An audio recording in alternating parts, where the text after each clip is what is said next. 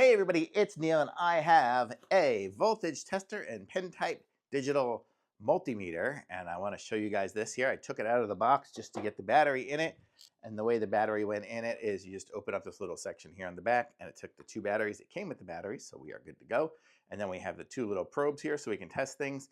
We have the off button, we can go to turn it on to volts there. We can turn it on to ohms there if we want to check resistance of something. Oop. I can just kind of show you there. It kind of goes when it's together.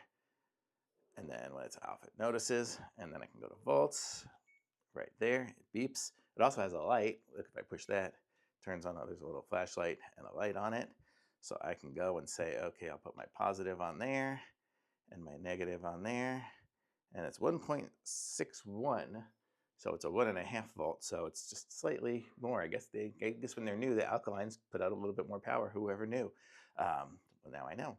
So now we can check that. We can check the power of batteries. We can check anything else. It automatically checks between, I guess, DC and AC.